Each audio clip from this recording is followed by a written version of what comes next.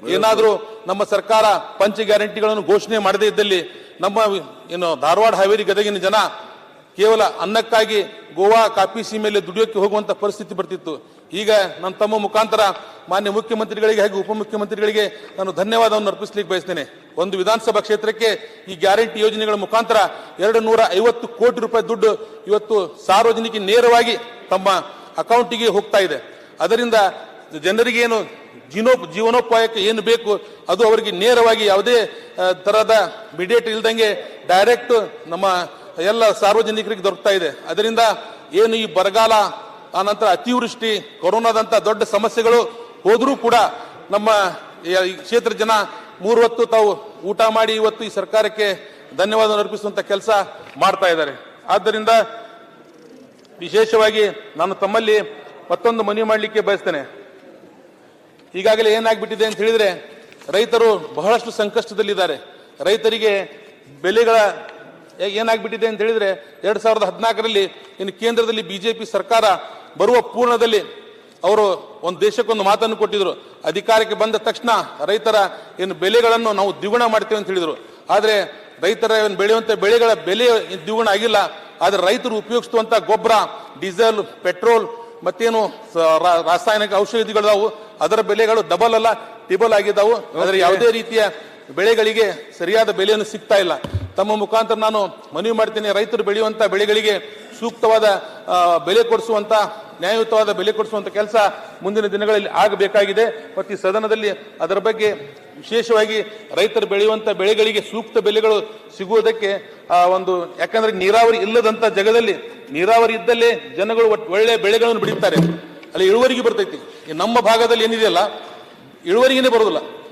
ನಮ್ಮ ನೀರಾವರಿ ಪ್ರದೇಶದಲ್ಲಿ ಎಕರೆಗೆ 40 ಚೀಲ 45 ಚೀಲ ಭತ್ತ ಬೆಳೆದ್ರೆ ನಮ್ಮಲ್ಲಿ 15 ಚೀಲ 20 ಚೀಲ ಆದ್ರೆ ಬಹಳ ಖರ್ಚು, ಅದಕ್ಕಿಂತ ಹೆಚ್ಚು ಖರ್ಚು ಬರ್ತೈತಿ. ಅದಕ್ಕೆ ಒಳ್ಳೆ ಬೆಲೆ ಸಿಕ್ಕಾಗ ಅದನ್ನ ಆ ರೈತರು ಬದುಕಲಿಕ್ಕೆ ಅನುಕೂಲ ಆಗ್ತೈತೆ ಅನ್ನೋದ ಮಾತನ್ನ ಈ ಸಂದರ್ಭದಲ್ಲಿ ನಾನು ತಮ್ಮಲ್ಲಿ ಮನವಿ ಮಾಡಲಿಕ್ಕೆ ಬಯಸ್ತೇನೆ. ಸನ್ಮಾನ್ಯ ಅಧ್ಯಕ್ಷರೇ, ತಮ್ಮ ಮುಖಾಂತರ ನಾನು ಉತ್ತರ ಕರ್ನಾಟಕದ ಮತ್ತೊಂದು ಬಹುದೊಡ್ಡ ಬೇಡಿಕೆ ಏನು ಕಳಸಾ ಬಂಡೂರಿ ಇದೆ. ನಾನು ಕೂಡ ಏನು ಕಳೆದ ವಿಧಾನಸಭೆ ಚುನಾವಣೆ ಪೂರ್ವದಲ್ಲಿ ಬಿಜೆಪಿ ಸದಸ್ಯರಲ್ಲಿ ನಾನು ಈ ಸಂದರ್ಭದಲ್ಲಿ ನಾನು ಕೇಳಲಿಕ್ಕೆ ಬಯಸ್ತೇನೆ. ಮಹಾರಾಷ್ಟ್ರದಲ್ಲಿ ತಮ್ಮ ಸರ್ಕಾರ ಇದೆ, ಗೋವಾದಲ್ಲಿ ತಮ್ಮ ಸರ್ಕಾರ ಇದೆ, ಕೇಂದ್ರದಲ್ಲೂ ತಮ್ಮ ಸರ್ಕಾರ ಇದೆ. 3 ಕಡೆ ನಿಮ್ಮ ಸರ್ಕಾರ ಇದ್ರೂ ಕೂಡ ಕಳಸಾ ಬಂಡೂರಿ ಯೋಜನೆ ಜಾರಿ ಯಾಕೆ ಆಗ್ತಾ ಇಲ್ಲ, ಅದರಲ್ಲಿ ತಮ್ಮ ಇಂಟ್ರೆಸ್ಟ್ ಯಾಕೆ ಕಾಣ್ತಾ ಇಲ್ಲ ಅಂತ ಮಾತನ್ನು ಈ ಸಂದರ್ಭದಲ್ಲಿ ನಾನು ತಮ್ಮ ಮುಖಾಂತರ ಕೇಳಲಿಕ್ಕೆ ಬಯಸ್ತಾ ಇದ್ದೇನೆ. ಅಧ್ಯಕ್ಷರೇ, 4 ಕಡೆ ನಾವು ಕೂಡ ಕಳೆದ ವಿಧಾನಸಭಾ ಚುನಾವಣೆ ಪೂರ್ವದಲ್ಲಿ ಆ ಸಂದರ್ಭದಲ್ಲಿ ನಾನು ಹುಬ್ಬಳ್ಳಿಯಲ್ಲಿ ಇದ್ದೆ. ಹುಬ್ಬಳ್ಳಿಯಲ್ಲಿ ಎಲ್ಲಾ ಕಡೆ ಫ್ಲೆಕ್ಸ್ಗಳಿದ್ವು, ಎಲ್ಲಾ ಕಡೆ ಸಿಹಿ ಹಂಚ್ತಾ ಇದ್ರು. ನಾನು ಅವತ್ತಿನ ಶಾಸಕನಾಗಿರ್ಲಿಲ್ಲ. ಅವಾಗ ನಾನು ತುಂಬಾ ಖುಷಿ ಪಟ್ಟಿದ್ದೆ, ಯಾರೋ ಮಾಡ್ತಾ ಇದ್ದಾರೆ ಬಿಡು, ಅಟ್ಲೀಸ್ಟ್ ಆ ಯೋಜನೆ ಮುಖಾಂತರ ಈ ಭಾಗದ ಜನರ, ಉತ್ತರ ಕರ್ನಾಟಕ ಭಾಗದ ಜನರ ಏನು ಅತಿ ದೊಡ್ಡ ಏನು ಹುಬ್ಬಳ್ಳಿ ಧಾರವಾಡ ನಗರಕ್ಕೆ ಕುಡಿಯೋ ನೀರಿನ ಒಂದು ಲಭ್ಯತೆ ಆಗ್ತಿತ್ತು ಅನ್ನೋದನ್ನು ನಾನು ಮರೆತುಕೊಂಡು ಅವತ್ತು ನಾನು ಖುಷಿ ಪಟ್ಟಿದ್ದೆ. ಆದ್ದರಿಂದ ಅಧ್ಯಕ್ಷರೇ, ಮತ್ತೊಂದು ನಾನು ತಮ್ಮಲ್ಲಿ